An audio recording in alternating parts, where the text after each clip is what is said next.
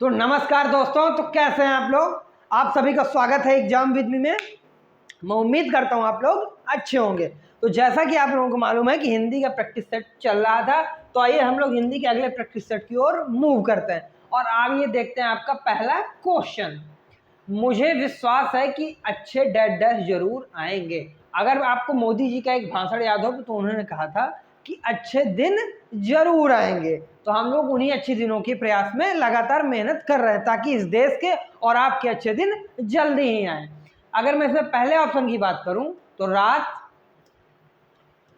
दूसरा ऑप्शन जो आपका हो जाता है वो हो जाता है दोपहर, तीसरा दिन या फिर सुबह। मैंने आपको पहले भी कहा था कि जो चीज़ें आपको समझ में नहीं है उनको आपको हिंदी में फील करना है, क्योंकि जो हिंदी है ना वो एक फील का गेम है। जब आप किसी चीज़ को इसमें फील करते हैं ना तो आप उस चीज़ को खुद से को रिलेट कर पाते हैं, जोड़ पाते हैं। तो इसमें जैसा आप देखें कि मुझे विश्वास है कि अच्छे दिन जरूर आएंगे, जो कि आपका ऑप्शन नंबर सी हो जाता है। जबकि अगर आप इस पर दिन के अलावा कोई और चीज़ फील करके देखें, जैसे कि आप इसमें रात देखें कि मुझे विश्वास है कि अच्छे रात जरूर आएंगे। अच्छे रात जब आप यहाँ पे फिल करते हैं तो सेंटेंस कंप्लीट नहीं होता, या फिर सेंटेंस ये होता कि मुझे विश्वास है कि अच्छी रात जरूर आएगी, अच्छी रात जरूर आएगी। जबकि यहाँ पर ऐसा नहीं कहा गया, यहाँ पर कहा गया है कि अच्छे जरूर आएंगे डैट डैट। तो जो उसका अप्रोप्रिएट आंसर हो जाता है वो हो जाता है आपका दिन। हिंदी जो ना सरल है, बहुत ही सरल है, लेकिन इसको फील करने का गेम है। अगर मैं आपको बता दूं कि जो हिंदी के 20 क्वेश्चन आते हैं, अगर इनमें से आपके 2 क्वेश्चन भी गलत हो जाते हैं ना तो आप कई हजार बच्चों से पीछे हो जाते हैं। इसलिए जरूरी है कि आप थोड़ा सा हिंदी पर ज़्यादा फोकस करें, क्योंकि जितना इजी स्कोर है उतना ही आपके स्कोरिंग करने के लिए भी उतनी ही आपकी जरूरी, क्योंकि जितना इजी सब्जेक्ट आपको लग रहा है इतना इजी है नहीं, लेकिन इसको स्कोरिंग करना है तो आपको उसके लिए कड़ी मेहनत और तपस्या करनी पड़ेगी। तो आइए हम नेक्स्ट क्वेश्चन की बात करते हैं। दिए गए वाक्य का वह भाग ज्ञात करें जिसमें कोई त्रुटि है। प्रकृति केवल निर्माण ही नहीं ध्वंस भी करता है। मैंने जैसा कि आपको पहले भी कहा था कि आपको फील करना है, प्रकृति केवल निर्माण ही नहीं ध्वंस भी करता है। अगर आप इस क्वेश्चन को फील करेंगे तो ध्वंस भी करता है की जगह आप फील कर पाएंगे कि ध्वंस भी करती है, क्योंकि प्रकृति जब आप कहेंगे करता भी करता है, जबकि यहां पर जो होगा ध्वंस भी करती है। तो यानी कि ये जो आपकी ये रेखांकित लाइन जिसको मैं अंडरलाइन कर रहा हूँ, ये वाला जो आपको पॉइंट हो जाता है वो आपका गलत हो जाता है। तो आइए हम लोग आंसर की ओर देखते हैं। प्रकृति केवल करता है, ध्वंस भी या निर्माण ही नहीं। अगर मैं इसमें बात करूं जो आपका जो भाग गलत है वो हो जाता है कि करता है, इसीलिए हम लोग इसको यानी कि ऑप्शन नंबर जो आपका बी हो जाता है वो हो जाता है एकदम राइट आंसर, यानी कि करता है की जगह इसमें आएगा करती है। आइए हम लोग नेक्स्ट क्वेश्चन की ओर मूव करते हैं। जिस दिन मैं उस संत से मिली उनके वाणी से मैं प्रभावित हो गई। आप इस क्वेश्चन को फिल करिएगा, एक बार थोड़ा सा अच्छे से समझने का प्रयास करिए कि क्वेश्चन क्या कह रहा है। कि जिस दिन मैं उस संत से मिली, उस संत से मिली, इस शब्द को थोड़ा सा नोट करिए। उनके वाणी से मैं प्रभावित हो गई। आप यहाँ पर जो उनके देखेंगे ये एकदम गलत है, क्योंकि उनके वाणी से नहीं होगा, यहाँ पर होगा उनकी वाणी से, क्योंकि ये जो है वो आपकी फीमेल है, इसलिए उनके हिसाब से जो शब्द लगेगा वो लगेगा उनकी, क्योंकि जो संत हैं वो ज्ञान की बातें कर रहे हैं। वहां पर उनके नहीं आएगा, वहां पर आएगा उनकी, क्योंकि जब कोई बात आप सुनते हैं, जब आप कहते हैं कि मेरे पापा ने कोई बात की, तो आप कहते हैं कि उनकी बातों से मैं बहुत प्रभावित हुआ, तो इससे एक सेंटेंस कंप्लीट महसूस होता है कि हाँ सेंटेंस कंप्लीट है। आपको इस चीज़ का विशेष ध्यान रखना है कि जब भी आप कोई सेंटेंस चेक करें कि एरर है नहीं तो उसे फील करें, क्योंकि अगर सेंटेंस आपके बोलने में आपको कंप्लीट लग रहा है तो वही उसका राइट आंसर भी होगा। अगर मैं इसमें रॉन्ग आंसर की बात करूँ तो वो हो जाता है आपका उनकी वाणी से, यानी कि जो राइट आंसर इसकी जगह फिल किया जाएगा वो हो जाएगा ऑप्शन नंबर बी। आइए हम लोग नेक्स्ट क्वेश्चन की ओर मूव करते हैं। दिए गए वाक्य का वह भाग ज्ञात करें जिसमें कोई त्रुटि है, यानी कि जो गलत है। निश्चल और सरल बचपन की खुशियां चेहरे पर तैर रहा है। आप लोग जब पढ़ेंगे तो पहले भी बार में समझ जाएंगे कि इसमें एरर कहां पर आ रही है। निश्चल और सरल बचपन की खुशी चेहरे पर तैर रहा है, आप समझ पा रहे होंगे। तो इसीलिए ये सेंटेंस हो जाता है, ये आपका एरर हो जाता है। इसलिए जो आपका राइट आंसर हो जाता है वो जाता है ऑप्शन नंबर बी, यानी कि बी आंसर आपका गलत है। अब नेक्स्ट क्वेश्चन की बात करें तो दिए गए वाक्यांश के लिए एक शब्द दीजिए जिसमें जानने की इच्छा हो। पहला जिज्ञासु, पिपासु, या फिर लोलुप, या फिर जानकारी। अगर मैं बात करूं पिपासु, पिपासु मतलब महत्वाकांक्षी आदमी, जिसे मतलब जब कभी कभी आपने सुना होगा एक वर्ड होता है रक्त पिपासु। इसका अर्थ क्या होता है कि वह रक्त पीने के लिए उतावला है। तो जो पिपासु का अर्थ हो जाता है वो हो जाता है उतावला। तो इस चीज को थोड़ा सा आप लोग ध्यान रखिएगा। जबकि इसमें बात की जिसमें जानने की इच्छा हो, यानी कि जिज्ञासु। जिज्ञासु मतलब जिसके अंदर जानने की एक चेष्टा होती है ना। कुछ लोग होते हैं जिनके अंदर एक अजीब टाइप की क्यूरियोसिटी होती है, जिन्हें हर चीज जानने की इच्छा होती है, तो हम लोग उसे कहते हैं जिज्ञासु। आइए हम लोग नेक्स्ट क्वेश्चन की ओर मूव करते हैं। दिए गए वाक्यांश के लिए एक शब्द दीजिए जिसका कोई शत्रु ना हो। जिसका कोई शत्रु ना हो उसे हम लोग कहते हैं अजात शत्रु। आपको यह बताना है कि भारतीय इतिहास में एक शासक का भी नाम था अजात शत्रु। वो किस वंश से संबंधित थे? अगर मैं इस पे बात करूं, पहला ऑप्शन है आपका अजातशत्रु, दूसरा बंधु, तीसरा सहचर, या फिर मित्र। तो जो मैंने आपको पहले भी बताया हुआ है कि जो इसका राइट आंसर हो जाएगा वो आपका हो जाएगा अजातशत्रु। जबकि बंधु, सहचर और मित्र यह सब दोस्त के ही पर्यायवाची शब्द होते हैं। दोस्त यानी कि मित्र के। क्योंकि कई बार इससे के कई पर्यायवाची पूछे भी गए हैं, तो इसको थोड़ा सा आप लोग इंपॉर्टेंट डाल के नोट करिएगा। आइए हम लोग नेक्स्ट क्वेश्चन की ओर अब मूव करते हैं। अगर बात की जाए दिए गए वाक्य का वह भाग ज्ञात करें जिसमें कोई त्रुटि है।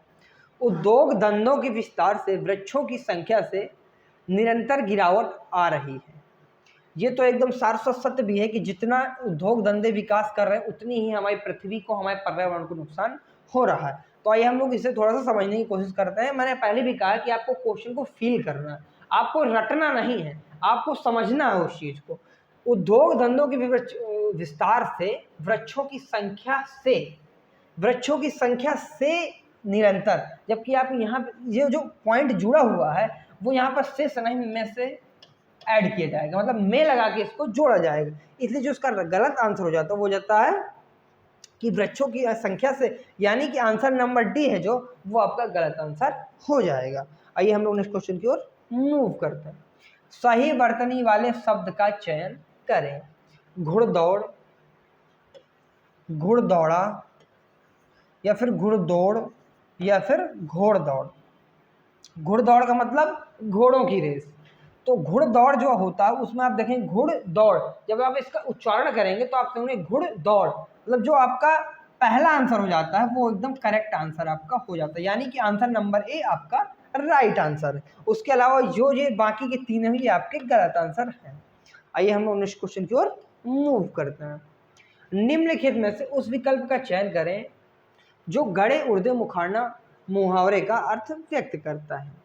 नई कहानियां बनाना, गड़े हुए मुर्दों को कहीं और ले जाना। वाह, हमारा टाइप राइटर भी ये कमाल करता है, मतलब कुछ भी ऑप्शन लिख दे रहा है। इसके बाद तीसरा, मुर्दों को कब्र से उठाना, बहुत सही। और जो इसके बाद लास्ट ऑप्शन है वो है पुरानी बातें उठाना। जबकि जो गड़े हुए मुर्दे का मतलब उखाड़ना, मतलब गड़े हुए मुर्दे मतलब मरे हुए आदमी को उखाड़ना, इसका मतलब जो पुरानी बातें थे उसको निकालना। कई लोग होते हैं जिनकी आदत होती है, कहीं होंगे तो पुरानी बातों को उठाते, तो हम लोग कह देते हैं ना कि इस इंसान को गड़े मुर्दे उखाड़ने की बड़ी आदत है। तो जो इसका राइट आंसर हो जाता है, इसलिए जो इसका राइट आंसर हो जाएगा वो हो जाएगा ऑप्शन नंबर डी, यानी कि पुरानी बातें उठाना। आइए हम लोग नेक्स्ट क्वेश्चन की ओर मूव करते हैं। दिए गए शब्द के पर्यायवाची शब्द का चयन करें। सरस्वती, विद्या की देवी को हम लोग सरस्वती कहते हैं। पहला आंसर है आपका नेत्री, दूसरा माता, तीसरा शारदा, या फिर चौथा देवी। अगर मैं बात करूं माता, अगर माता के पर्यायवाची शब्द की बात की जाए तो जननी, अम्बा, माँ, और ढेर सारे भी माता के नाम हैं आपको कि जननी मतलब मम्मी, कई टाइप से लोग बोलते हैं, अपना अम्मी हो गया, कई लोग नाम बोलते हैं, लेकिन ये 3-4 लोग आपके लिए थोड़ा सा इंपॉर्टेंट हो जाते हैं। अगर मैं इसमें सरस्वती की राइट आंसर की बात करूं तो वो हो जाता है आपका आंसर नंबर सी, यानी कि शारदा। सरस्वती को शारदा भी कहा जाता है। जो नेत्री होता है ये आपकी अभिनेत्री को ही हम लोग नेत्री भी कहते हैं। तो इसको थोड़ा सा ध्यान दीजिएगा। आइए हम लोग नेक्स्ट क्वेश्चन की ओर मूव करते हैं। निम्नलिखित में से उस विकल्प का चयन करें जो तेल निकालना मुहावरे का अर्थ व्यक्त करना। तेल निकालने का मतलब किसी से बहुत ज़्यादा कार्य करा लेना किसी कम मात्रा में, यानी कि मैं किसी वर्कर को लाया तो मैंने उसे कम पैसे देकर उससे ज़्यादा कार्य करा लिए, तो उसे हम लोग कहते हैं तेल निकालना। इसमें पहला आंसर है कम काम करना, तेल के कुएं से बाहर तेल बाहर निकालना, बहुत अधिक काम करा लेना या फिर कम करा लेना। जैसा कि मैंने आपको पहले ही बताया कि कम में बहुत काम अधिक काम करा लेना किसी से, तो यानी कि जो आपका आंसर नंबर सी हो जाता है, तेल निकालने का मतलब होता है कि बहुत अधिक कार्य करा लेना। आइए हम लोग नेक्स्ट क्वेश्चन की ओर मूव करते हैं। आभूषण मनुष्य की डैश डैश बढ़ाते हैं, प्रेम, शक्ति, शोभा या फिर तेज। अगर बात की जाए इसमें कि आभूषण मनुष्य की क्या बढ़ाते हैं, तो आभूषण जो होते हैं वो मनुष्य की सुंदरता बढ़ाते हैं, लेकिन सुंदरता तो इसमें ऑप्शन है नहीं, तो हमको जो आपके अगले आंसर वो हैं वो आपको देखने हैं। अगर मैं इसमें प्रेम की पर्यायवाची शब्द की बात करूं तो वो हो जाते हैं आपके पहला नंबर प्यार, मोहब्बत, इश्क, प्रणय, ये आदि शब्द जो हो जाते हैं वो आपके प्रेम के पर्यायवाची शब्द हो जाते हैं। अगर मैं इसमें अगले की बात करूं शक्ति, तो बल, तेज आदि शक्ति के पर्यायवाची शब्द हैं। इसमें जो आपका आंसर नंबर सी हो जाता है शोभा, ये आपका एकदम करेक्ट आंसर हो जाता है, यानी कि आंसर नंबर जो आपका सी है वो आपका एकदम करेक्ट आंसर, मतलब आभूषण मनुष्य की शोभा बढ़ाते हैं हो जाता है। तो जो आपको मैंने बताया कि आपका जो आंसर नंबर सी हो जाता है वो जाता है आपका राइट आंसर। तो आइए हम लोग नेक्स्ट क्वेश्चन की ओर मूव करते हैं। दिए गए वाक्य में रेखांकित खंड का प्रतिस्थापित करने के लिए उपयुक्त विकल्प का चयन करें। हम जो भी कार्य करें वह सावधानी पूर्वकता होना चाहिए। इसमें आपको देखना है कि एरर कहाँ पे, सावधानता पूर्वक होना चाहिए या फिर सावधानी पूर्वक होना चाहिए या फिर सावधानी पूर्व होना चाहिए या फिर सावधान पूर्वक होना चाहिए। अगर आप इसको समझ पा रहे हैं, आप इसको देखेंगे जो आपका सेंटेंस होगा, तो जब इसमें हम लोग सावधानी पूर्वक होना चाहिए रखेंगे तो एक अप्रोप्रिएट यानी कि वो कंप्लीट हो जाएगा। इसलिए जो इसका सही राइट आंसर हो जाता है वो जाता है आंसर नंबर बी, यानी कि हम जो भी कार्य करें वह सावधानी पूर्वक होना चाहिए। हम लोग ने क्वेश्चन की ओर मूव करेंगे। दिए गए शब्द का विलोम शब्द बताइए। प्रवेश का विलोम शब्द यहाँ पर पूछा गया है, दूर, पास, आना या फिर निकास।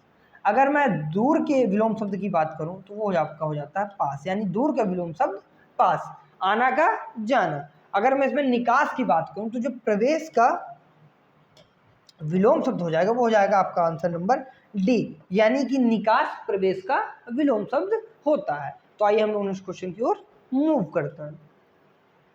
जो सदा रोता रहता है उसके चेहरे पर डैश डैश होती है। अब आप लोग खुद समझ पा रहे हैं, जो हमेशा रोता रहेगा उसके चेहरे पर खुशी तो शायद होगी ही नहीं। तो आइए हम लोग आंसर की ओर मूव करते हैं। खुशी, उदासी, दुखी या फिर हंसी। जो लोग सदा रोते रहते हैं उनके चेहरे पर होती है उदासी। ये एकदम नॉर्मल से क्वेश्चन था, लेकिन हम लोग यही राइट नॉर्मल से क्वेश्चन ही गलत करके आते हैं एग्जाम में। तो उन्हीं चीज़ों को आपको बार बार प्रैक्टिस करनी है ताकि जब आप एग्जाम देने जाएं तब आपसे कोई भी क्वेश्चन गलत नहीं होना चाहिए। क्योंकि हिंदी जो होती है ना वो जीडी में एक बहुत ही बड़ी स्कोरिंग सब्जेक्ट भी माना जाता है, तो इसे हम लोग थोड़ा सा लेकिन हम लोग इसे लापरवाही से पढ़ते हैं, जिससे वहाँ पर जाते हैं और हमारे क्वेश्चन गलत हो जाते हैं। जब हमारे कुछ क्वेश्चन हिंदी में गलत होते हैं तो हम कई हज़ार बच्चों से पीछे हो जाते हैं। तो इसलिए हमें ट्राई करना है कि हिंदी में हमको 20 आउट ऑफ 20 क्वेश्चन सही करने हैं। आइए हम लोग नेक्स्ट क्वेश्चन की ओर मूव करते हैं। अपमान का पर्यायवाची शब्द इसमें पूछा गया है। पहला है अदाकार, दूसरा उपकार, तीसरा सम्मान या फिर चौथा तिरस्कार। अगर मैं उपकार की पर्यायवाची शब्द की बात करूं तो दान, दया और ढेर सारे इसके पर्यायवाची शब्द आपके माने जाते हैं। अगर मैं इसमें बात करूं आपके, तो जो आपको उपकार होता है इसी में आप लोग जैसे हो गया परोपकार, ये सब उपकार के ही पर्यायवाची शब्द होते हैं। अगर इसमें अपमान के पर्यायवाची शब्द की बात की जाए तो जो अपमान का क्या होगा, सम्मान। आपने कहीं सुना ना कि किसी को अपमानित करना, तो जब किसी को अपमानित करते हैं तो हम लोग उसकी बेइज्जती करते हैं। तो वही यहाँ पे बताया गया है कि अपमान का जो डायरेक्ट उल्टा हो जाएगा सम्मान, यानी कि हम लोग किसी को सम्मानित करेंगे। तिरस्कार और जो आपका अपमान होता है ये एक दूसरे के समानार्थी शब्द भी माने जाते हैं, तो इनको थोड़ा सा ध्यान रखिएगा।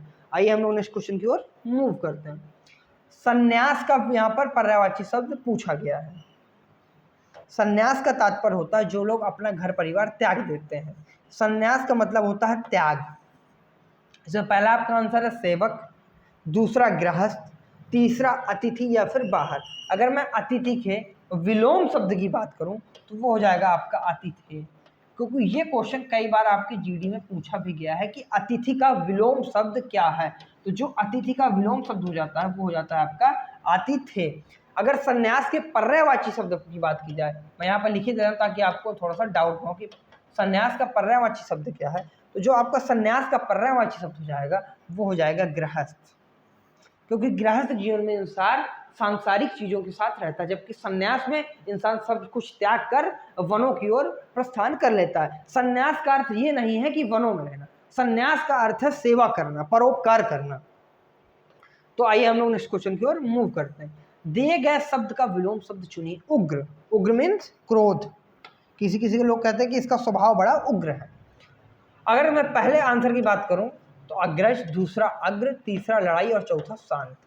अगर अग्रज के विलोम शब्द की बात की जाए तो अग्रज मीन्स होता है बड़ा, तो इसका जो विलोम शब्द हो जाएगा वो हो जाएगा आपका अनुज। अग्र के अगर विलोम शब्द की बात की जाए तो इसका विलोम शब्द हो जाएगा पश्च, और लड़ाई के विलोम शब्द की बात की जाए तो वो हो जाएगा आपका सुलह। तो इसमें जो आपका फाइनली लास्ट ऑप्शन रह जाता है जो कि एक ही आंसर है वो है आपका शांत। तो यही आपका राइट आंसर भी हो जाता है, यानी कि आंसर नंबर चौथा यानी कि आंसर नंबर डी आपका एकदम करेक्ट आंसर हो जाता है। यानी कि उग्र का जो विलोम शब्द होता है वो आपका होता है शांत। आइए हम लोग नेक्स्ट क्वेश्चन की ओर मूव कर। दिए गए वाक्य का वह भाग ज्ञात करें जिसमें कोई त्रुटि है। फल और सब्जियां इतने महंगे हो गए कि भाव पूछने में डर लगता है। यहाँ पर कहा गया कि सब फल और सब्जियां इतने महंगे हो गए, जबकि यहाँ पे कहा गया महंगा हो गया, कि महंगे हो गए कि भाव पूछने में डर लगने लगा।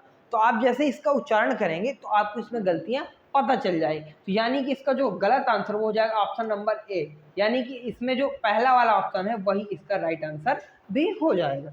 आइए हम लोग नेक्स्ट क्वेश्चन की ओर मूव करते हैं। दिए गए वाक्य का वह भाग ज्ञात करें जिसमें कोई त्रुटि है।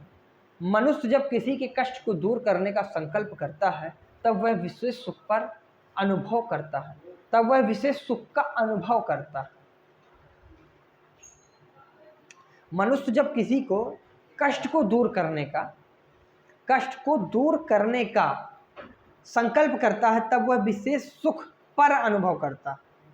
यहां पर जो आप समझ पा रहे हैं, सुख पर अनुभव नहीं करेगा, सुख पर नहीं, सुख का अनुभव, क्योंकि सुख एक प्रकार की फीलिंग है जिसका हम लोग एहसास करते हैं। तो इसलिए इसका जो राइट आंसर हो जाएगा वो आपका आंसर नंबर सी, यानी कि तब वह विशेष सुख का अनुभव हो जाता है। यानी कि जो इसमें त्रुटि है वो आपके तीसरे वाले ऑप्शन पे, यानी कि आंसर नंबर आपका सी एकदम करेक्ट आंसर हो जाएगा। आइए हम लोग नेक्स्ट क्वेश्चन की ओर मूव करते हैं। दिए गए वाक्यांश के लिए एक शब्द चुनिए जिसका वर्णन न किया जा सके। यानी कि जिसका हम लोग शब्दों में वर्णन नहीं कर सकते, लेकिन इसका मतलब यहाँ पर शब्दों का कोई लेना देना नहीं, इसका नॉर्मल मतलब है कि जिसका वर्णन ना हो सके, जो वर्णनीय ना हो। तो जो जिसका वर्णन ना किया जा सके उसे हम लोग, जिसका वर्णन किया जा सके उसे क्या कहते हैं, वर्णनीय। इसलिए जब जिसका वर्णन ना किया जा सके उसे हम लोग कहेंगे अवर्णनीय, मतलब हम लोग उसका वर्णन नहीं कर सकते। तिल का ताल बनाना मुहावरे का अर्थ बताइए। तिल का ताल बनाना या फिर रुई का पहाड़ बनाना, आपने कई बार सुना होगा, वो दोनों का एक ही मतलब होता है। छोटी सी बात को बढ़ा चढ़ाकर कहना, तिल को ताड़ में बदलना, ताड़ एक वृक्ष का नाम भी होता है। किसी बात को अधिक महत्व न देना या फिर पेड़ पर तिल का ना, वाह, तिल तो वैसे भी पेड़ पर ही आता है। तो इसका जो राइट आंसर हो जाएगा वो होता है छोटी छोटी बातों को बढ़ा चढ़ा कर कहना, यानी कि रुई का पहाड़ बनाना। तो इसका जो ऑप्शन नंबर 1 हो जाता है वो हो जाता है आपका एकदम करेक्ट आंसर। आइए हम लोग नेक्स्ट क्वेश्चन की ओर मूव करते हैं। दिए गए वाक्य का वह भाग ज्ञात करें जिसमें त्रुटि है। विज्ञापन प्रभावकारी होते हैं, इसलिए उनका सामाजिक दायित्व बड़ा होता है। इसलिए उनका सामाजिक दायित्व बड़ा होता है, मतलब बड़ा होती है। जबकि यहाँ पर ये थोड़ा सा आप इसे पढ़ पा रहे होंगे कि विज्ञापन प्रभावकारी होते हैं इसलिए उनका सामाजिक दायित्व बड़ा होता है। कहाँ बड़ा होता है, होती नहीं होगा, यहाँ पर बड़ा होता है। मैंने पहले भी कहा जो एरर स्पॉटिंग आते हैं इसमें, अगर आप उनको नॉर्मल पढ़ेंगे ना तो उसमें कुछ भी नहीं रहता, आपको नॉर्मल फील ही करना है, वही हम लोग आपको समझा। यहाँ पर हिंदी पढ़ाई नहीं जाती, मैं यहाँ पर आपको हिंदी फील कराना सिखा रहा हूँ कि आप हिंदी को खुद फील करें, ताकि जब आप एग्जाम देने जाए ना तो आपको कोई चीज़ रटनी ना पड़े, आपको कोई चीज़ याद ना करे, आप उस चीज़ को पढ़ें और आपको समझ में आ जाए कि क्वेश्चन कहना क्या चाहता है। गुंडों के हाथों में लाठियां देखकर उसके डैश फूल गए, फेफड़े फूल गए, हाथ पैर फूल गए, या फिर मुंह फूल गया, या फिर गाल फूल गए। अगर उन्होंने लाठियां चलाई होती तो मुंह फूल गया होता, लेकिन उन्होंने हाथों में देख कर उनके क्या फूल गए। तो अगर आप कई बार 9 2 11 होना का मतलब क्या होता है, भाग जाना। कई बार पूछा भी गया है कि 9 2 11 होने का मतलब क्या होता है। ये थोड़ा सा काफी टाइम से आप सुन भी रहे हैं, लेकिन इसी तरह की आसान चीजें ही जीडी में पूछी भी जाती, जो हम लोग इसी तरह की चीजें गलत भी कराते हैं। तो गुंडों के हाथों में लाठियां देखकर उसके हाथ पांव फूल गए, यानी कि वो घबरा गया। हाथ पांव फूलने का मतलब होता है कि घबरा जाना। दिए गए वाक्यांश के लिए एक शब्द चुनिए जहां जाया ना जा सके। सुगम मीन्स आसानी से जहां जाया सके, सगम, कुगम या फिर अगम। इसलिए जहां जाया जा सके उसे हम लोग क्या कहते हैं, गम। लेकिन जहां जाया ना जा सके हम लोग उसे कहते हैं अगम। अगम और गम एक दूसरे के विपरीत शब्द होते हैं। मुझे समुद्र के डैश बैठना अच्छा लगता है। समुद्र के किनारे बैठना अच्छा लगता है, या फिर समुद्र के अंदर बैठने अच्छा लगता है, या फिर समुद्र के ऊपर बैठना अच्छा लगता है, या फिर समुद्र के नीचे बैठना। एकदम इजी सा क्वेश्चन है, ये क्वेश्चन मैं आप लोगों के लिए छोड़े दे रहा हूँ। इसका जो आपको आंसर है वो कमेंट बॉक्स में आंसर करके आपको बताना है। आंसर जरूर करिएगा, क्योंकि इससे चीज़ें समझ में आती हैं कि आपको चीज़ें समझ में आ रही हैं या नहीं। मैं उम्मीद तो करता हूँ कि आपको चीज़ें बिल्कुल समझ में आ रही होंगी। एकदम सिंपल सा क्वेश्चन है, तो बताइएगा जो रिक्त स्थान इसमें खाली जगह, इसमें कौन सा ऑप्शन फिल किया जाएगा। तो आइए हम लोग नेक्स्ट क्वेश्चन की ओर मूव करते हैं। सही वर्तनी वाले शब्द का चयन करें। चिड़ियाघर, चिड़ियाघर, या फिर चिड़ी घर, या फिर चिड़ियाघर। एकदम नॉर्मल सा आंसर है कि चिड़ियाघर इसका राइट आंसर होगा। आप जब इसका उच्चारण ही करेंगे तो आपको एक बार में ही समझ में आ जाएगा कि इसका आंसर क्या होगा। इनमें इन क्वेश्चंस में कुछ नहीं होता, सिर्फ फील करना होता है। दादाजी ने डैश को बुलाया और पौधे लगवाए। अब दादाजी दुकानदार से तो पौधे भैया लगवाएंगे नहीं, तो नॉर्मल है कि दादाजी ने माली को बुलाया और उससे पौधे लगाए, क्योंकि जो पौधे लगाने का कार्य होता है वो होता है आपका मालिक। अगर कुंभकार की बात करें तो अगर बर्तन बनाने होते तो कुंभकार को बुलाया जाता, अगर दादाजी को बर्तन बनवाने होते तो वो आपके कुंभकार को बनवाता। अगर आपको दर्जी को बुलाया जाता तो मतलब उसका फिर कपड़े बनाए, क्योंकि जो दर्जी का काम होता है वो होता है आपका कपड़े सिलने का। तो इनको थोड़ा सा नोट डाउन कर लीजिएगा। आइए हम लोग नेक्स्ट क्वेश्चन की ओर मूव करते हैं। 30 मार मुहावरे का अर्थ व्यक्त करता है। इनमें से एक आंसर बताइए जो जिसका अर्थ होता है 30 मार होना। अपने को बुद्धिमान समझना, हर आदमी आजकल अपने आप को होशियार तो समझता, मतलब बुद्धिमान तो समझता ही है। अपने को अभिनेता समझना, 30 लोगों को मारना, या फिर अपने को सूरवीर समझना। 30 मार का मतलब अपने को थोड़ा सा लोगों से अपेक्षा स्मार्ट या फिर मतलब सूरवीर समझना। तो इसका जो ऑप्शन नंबर ए हो जाता है वो आपका एकदम करेक्ट आंसर हो जाता है कि 30 मार मतलब अपने को सूरवीर समझना। सही वर्तनी वाले शब्द का चयन करिए। अगर मैंने आपको पहले भी बताया था कि जो उज्जवल होता है वो आपका ऐसा नहीं, कई बार मैं खुद गलती कर देता हूँ, मैं आपको क्या कहूँ, क्योंकि आता तो सबको, लेकिन जब हम लोग वहाँ पे जाते हैं तो हम लोग भ्रमित हो जाते हैं, क्योंकि हम लोग जल्दी जल्दी के चक्कर में इस क्वेश्चन को बहुत बार करते हैं। तो इस क्वेश्चन को थोड़ा सा मोस्ट इंपॉर्टेंट लगा के नोट करिए कि जो उज्जवल में होते हैं वो दोनों जा आधे आधे होते हैं। जबकि मैं सज्जन की बात करूँ तो सज्जन में एक जा आधा होता है और जो दूसरा जा होता है वो पूरा होता है। तो यहाँ पर पूछा गया सज्जनता, तो अगर आप देखेंगे सज्जनता, सज्जनता, सज्जनता, तो आपका जो राइट आंसर हो जाएगा वो हो जाएगा आपका आंसर नंबर ए, यानी कि सज्जनता, क्योंकि सज्जन में ही ता लगाकर सज्जनता बनाया गया है।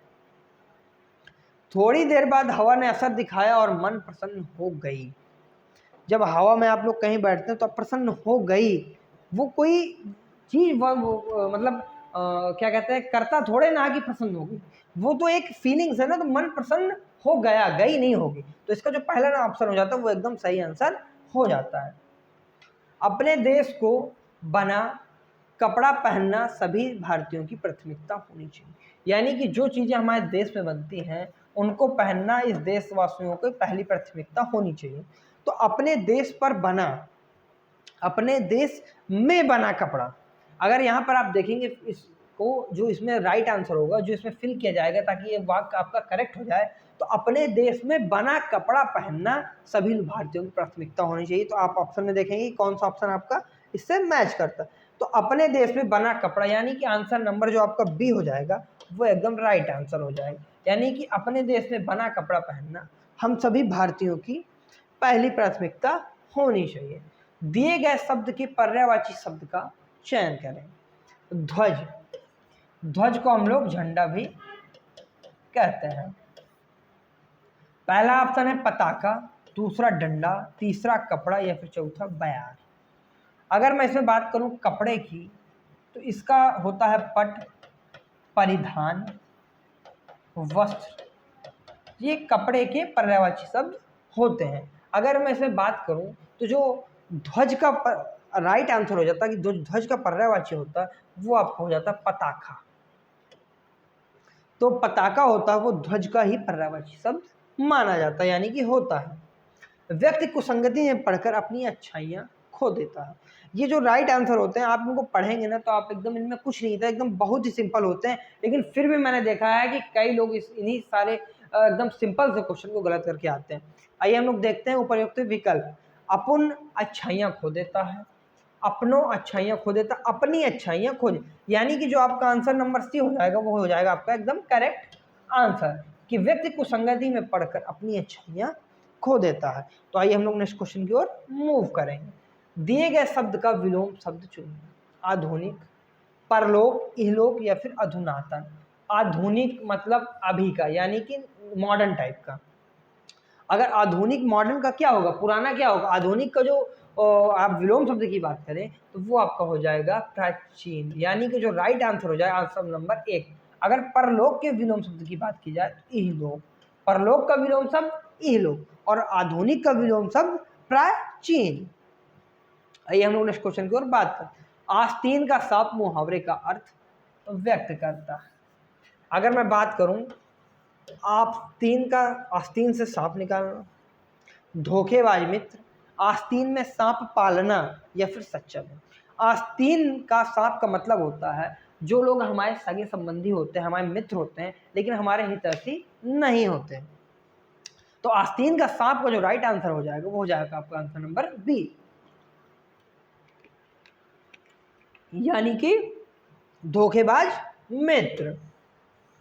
क्योंकि किसी ने कहा है कि 1000 दुश्मनों से भी जो ज़्यादा घातक होगा वो आपका एक धोखेबाज मित्र होगा, यानी कि आस्तीन का सांप होगा। रिक्त स्थान को भरने के लिए उपयुक्त शब्द का चयन करें। बिजली डैश डैश पर बारिश नहीं हुई, बिजली जागी, बिजली नाची वाह, बिजली भड़की या फिर बिजली कड़की। तो आप अगर आप देखेंगे तो हम लोग नॉर्मल क्या कहते हैं, बिजली जागेगी तो भाई है नहीं, बिजली नाचेगी भी, अगर किसी का नाम होता तो बिजली नाचती, लेकिन ये बिजली बारिश वाली बिजली, आसमान में जो चमकती है उस बिजली की बात करें तो बिजली हमेशा कड़कती है, यानी कि जब बिजली कड़की पर बारिश नहीं हुई। इसलिए जो आपका ऑप्शन नंबर डी हो जाता है वो आपका एकदम करेक्ट आंसर हो जाता है, कि बिजली कड़की पर बारिश नहीं हुई। कड़की का अर्थ गरीबी से भी होता है। आइए हम लोग नेक्स्ट क्वेश्चन की ओर मूव करते हैं। उसे पक्का विश्वास थी कि बूढ़े व्यक्ति ने कोई अपराध नहीं किया। उसे पक्का विश्वास था कि बूढ़े व्यक्ति ने कोई अपराध नहीं किया था। तो अगर इसमें बात करें तो तीसरा आपका ऑप्शन हो जाता है ऑप्शन नंबर सी, कि उसे पक्का विश्वास था कि बूढ़े व्यक्ति ने कोई अपराध नहीं किया, वो एकदम आपका राइट आंसर हो जाएगा। आइए हम लोग नेक्स्ट क्वेश्चन की ओर मूव करते हैं। संवेदना के बिना कोई भाषा जीवित नहीं हो सकता। मैं आपको एक चीज़ बताना चाहता हूँ कि आप लोगों का भी मन नहीं कर रहा होगा पढ़ने का। उसका रीज़न है कि किसी का भी मन नहीं करता कि वो पढ़े, लेकिन जिन्हें सफलता प्राप्त करनी होती है, जिनको अपने माँ बाप की फिक्र को फ़क्र में बदलना होता है, वो लोग रातों की नींद और चैन को त्याग करके मेहनत करते हैं, परिश्रम करते हैं, ताकि उनका आने वाला भविष्य एक उज्जवल भविष्य हो सके। अगर हम लोग आज लापरवाही करेंगे, आज हमारा मन नहीं लगेगा पढ़ने में, आज हम लोग बर्बाद करेंगे अपना वक्त, तो वक्त भी आपको बर्बाद कर देगा। इसलिए आज को अपने कल को बेहतर करने के लिए आपको आज मेहनत करनी, तो आप लोग लगे रहिए और परिश्रम करते रहिए। तो आइए हम लोग क्वेश्चन की ओर मूव करते हैं। संवेदना के बिना कोई भाषा जीवंत नहीं हो सकती। इसमें जबकि क्या लिखा हो, नहीं हो सकता, जबकि इसीलिए इसमें ऑप्शन नंबर सी हो जाएगा, वो एकदम गलत आंसर हो जाएगा। यानी कि जो इसमें फिल किया जाएगा, इसमें जो त्रुटि है वो हो जाएगा हो सकता। दिए गए वाक्य का वह भाग ज्ञात करें जिसमें कोई त्रुटि है, यानी कि हो सकता में त्रुटि है। आइए हम नेक्स्ट क्वेश्चन की ओर मूव करते हैं। जो आंखों के सामने न हो, मतलब जिसे देखा ना जा सके, जो हमारे सामने नहीं, हम लोग उसे नॉर्मल नहीं देख सकते। परोक्ष, प्रत्यक्ष, प्रत्यक्ष मतलब तो एकदम सामने ही हो गया ना, जिसे हम लोग देख सके वही तो प्रत्यक्ष है, प्रत्यक्ष प्रमाण, यानी कि आंखों के सामने का प्रमाण। अपरोक्ष या फिर समझ, जो आंखों के सामने ना हो हम लोग उसे कहते हैं परोक्ष। आप लोगों को यहाँ पे अप्रोच लगा होगा, यही हम लोग छोटी सी गलती भी करते हैं एग्जाम में, कि जैसे ही हमने अप्रोच देखा हमने राइट आंसर कर दिया, और वहीं आपका क्वेश्चन गलत हो जाता है। जो इसलिए थोड़ा सा इन चीज़ों को ध्यान से समझा करें कि क्वेश्चन कहने की क्या कोशिश कर रहा है। जो आंखों के सामने ना हो उसके हम लोग कहते हैं परोक्ष। अगर मैं बात करूं अजर की, जो लोग बूढ़े नहीं होते जब लोग कहते हैं अजर, यानी कि जो बूढ़ा नहीं होता हम लोग उसे कहते हैं अजर। और जिसे अमर, मतलब जो मरे ना, उसे हम लोग कहते हैं अमर। इन चीज़ों को भी थोड़ा सा ध्यान रखिएगा। छुट्टी का घंटा बजते ही बच्चों के चेहरों से खिलखिलाहट आ जाती है। बच्चों के चेहरे से नहीं, बच्चों के चेहरे में, क्योंकि ये खिलखिलाहट एक प्रकार की फीलिंग है जो उनके अंदर से निकलती है। तो इसमें हम लोग आंसर देखेंगे बच्चों के चेहरे। इसमें थोड़ा देखते हैं कि किस वाक्य में गलती है। तो बच्चों के चेहरे पर खिलखिलाहट आ जाती है, यानी कि जो उसका राइट आंसर हो जाएगा, यानी कि आंसर नंबर डी इसमें फिलअप किया जाएगा कि छुट्टी के घंटे ही बजते ही बच्चों के चेहरे पर खिलखिलाहट आ जाती। जबकि मैंने आपको थोड़ा सा कई बार चीज़ें बताई भी हुई हैं कि जब आपको कोई चीज़ समझ में ना आए तब आप उन सब चीज़ों को थोड़ा सा फील करने का ट्राई किया करें। आइए हम नेक्स्ट क्वेश्चन की ओर मूव करते हैं। सही वर्तनी वाले शब्द का चयन करें। स्थावर, स्थावर, स्थावार या फिर सथावर। अगर आप इसमें समझ पा रहे होंगे, स्थावर, स्थावर, अगर मैंने पहले भी कहा था अगर आपको कोई चीज़ समझ में नहीं आती तो आप लोग उसका थोड़ा सा संधि विच्छेद कर लिया करें या फिर उससे समझने का प्रयास करें। ये आपको स्थावर तो यहाँ पर एकदम आसानी से समझ में आ रहा है, आप जैसे उच्चारण करें स्थावर तो आप नॉर्मल, लेकिन कई बार वर्ड ऐसे होते जो हमें समझ में नहीं आते, तो हम लोग उनको नॉर्मल उनका संधि विच्छेद कर लेना है, जिससे कि वो चीज़ें हमें एकदम बिल्कुल कन्फर्म हो जाएंगी। आत्मा को स्वस्थ रखने के लिए शरीर का स्वस्थ होना अनिवार्य, यानी कि जो इसमें त्रुटि है वो होने की जगह आपका हो जाएगा होना। शरीर का स्वस्थ होना, यानी कि ऑप्शन नंबर सी आपका एकदम करेक्ट आंसर हो जाएगा। दिए गए वाक्यांश के लिए एक शब्द, जो कभी ना मरे। मैंने आपको पहले भी कहा था जो कभी ना मरे यानी कि अमर। अजर मतलब जो कभी बूढ़ा ना हो, जो कभी बूढ़ा ना हो उसे हम लोग कहते हैं अजर। हम लोग नेक्स्ट क्वेश्चन की ओर मूव करेंगे। भारत 21वीं शताब्दी में बेरोजगारी और गरीबी जैसी समस्याओं से मुक्ति पा सकेगा। ये क्वेश्चन मुझे नहीं लगता कि अब कराने की जरूरत है, क्योंकि मैंने कई क्वेश्चन इसके करा भी दिए हैं, तो आपको सारी चीज़ें ढेर सारी समझ भी आ गई होंगी। रिक्त स्थान को भरने के लिए उपयुक्त शब्द का चयन करें। कुर्सी के अंदर मेरी कलम गिर गई। आप इनको एक बार फिल करके देखते जाइए करिए तो आपको समझ, कुर्सी के अंदर कैसे, कुर्सी थोड़ा डिब्बा थोड़ा ना कि उसके अंदर कोई, कुर्सी के नीचे मेरी कलम गिर गई। तो हम लोग इसमें आंसर देखेंगे तो जो आपका आंसर नंबर डी हो जाएगा, यानी कि नीचे, कुर्सी के नीचे मेरी कलम गिर गई। तो इसलिए ऑप्शन नंबर डी इसका एकदम करेक्ट आंसर हो जाएगा। यहाँ मेरी और मेरे परिवार की कामना है। डेड, यह मेरे और मेरी परिवार की कामना, तो इसमें देखेंगे तो जो आपका ऑप्शन नंबर बी हो जाएगा, यानी कि मेरे, ये एकदम कंफर्म आंसर आपके लिए हो जाएगा। दिए गए शब्द के पर्यायवाची शब्द का चयन करें। पल, आपने सुना भी होगा कि मैं दो पल दो पल का राही हूँ। वहाँ पर वो लाइन जो थी कि मैं पल दो पल का राही हूँ, अगर आप उसे समझ पा रहे हैं मतलब मैं क्षणिक, कुछ ही वक्त का। तो पल का जो पर्यायवाची होता है वो होता है आपका क्षण। अगर मैं रात की बात करूं तो रात्रि, रजनी, अमावस्या, संध्या, ये सब रात्रि के उदाहरण होते हैं। अगर मैं दिन के पर्यायवाची की बात करूं तो दिवा, वाशर, ये दिन के पर्यायवाची शब्द होते हैं।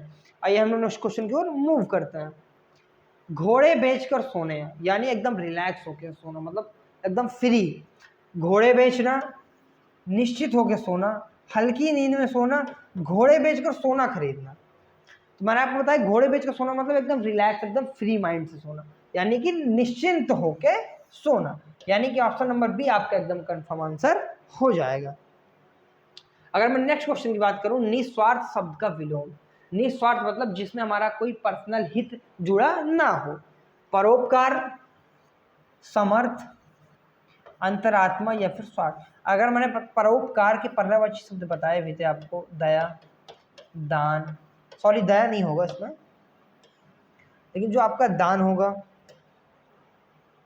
ये परोपकार शब्द का पर्यायवाची शब्द होगा। अगर बात करूं निस्वार्थ, निस्वार्थ में जिसमें अपना कोई पर्सनल हित ना हो, खुद का कोई स्वार्थ ना हो, तो इसलिए जो राइट आंसर एकदम आप कंफर्म देख के समझ पा रहे होंगे कि स्वार्थ इसका राइट आंसर हो जाए। निस्वार्थ का पर्यायवाची स्वार्थ।